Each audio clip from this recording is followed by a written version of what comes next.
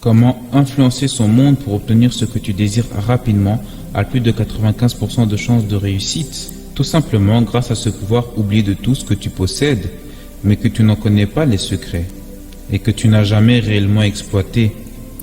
Ce pouvoir, c'est développer sa force de caractère pour améliorer considérablement la puissance et l'empreinte de ta personnalité, qui amènera tout ton environnement à ton avantage et en bonus, gagner en confiance en soi.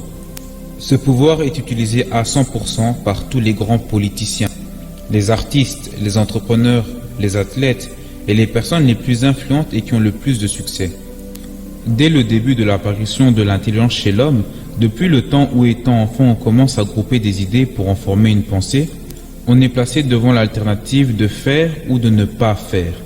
Et au fur et à mesure que l'on possède une plus grande expérience de la vie et que l'on est obligé d'exercer ses propres facultés de sélection, cette alternative se rencontre à chaque instant. Le bien ou le mal, le vrai ou le faux, l'honneur ou le déshonneur, l'honnêteté ou la malhonnêteté, la vertu ou le vice se présentent d'eux-mêmes. Presque à chaque heure, à la base de notre caractère et des décisions que nous prenons, des sentences que nous rendons, dépend la valeur de notre personnalité. Combien de nous pourraient sur le champ définir correctement ce simple mot « caractère » ? Sur 100 personnes, 99 peut-être répondront que par caractère on entend la présence ou l'absence de qualité morale. Mais à la réflexion, tous seraient d'accord que ce mot renferme quelque chose de plus grand que ce qui est exprimé dans cette définition.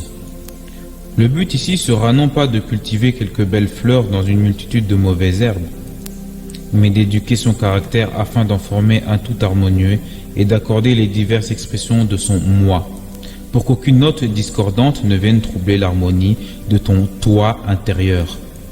L'analyse de soi-même est un moyen dans la formation du caractère, mais elle n'est aucunement une fin. Elle n'a de valeur que pour autant qu'elle soit accompagnée du plus ardent désir d'amélioration. En tant que remède, elle est tout aussi impuissante que le stéthoscope du docteur, mais tout autant nécessaire. La clé ici, c'est la force de volonté. La volonté peut seule guérir la volonté. Sans la volonté qui élève ton caractère, tu es comme un vaisseau sans gouvernail, emporté par la tempête, battu et secoué par la tourmente, incapable de se diriger et destiné à se briser. Cette force de caractère s'obtient par la maîtrise de soi-même, et celle-ci ne peut exister que grâce à la connaissance de soi-même et à la force de volonté. Tout ceci est simple. Celui qui le veut, le pourra toujours.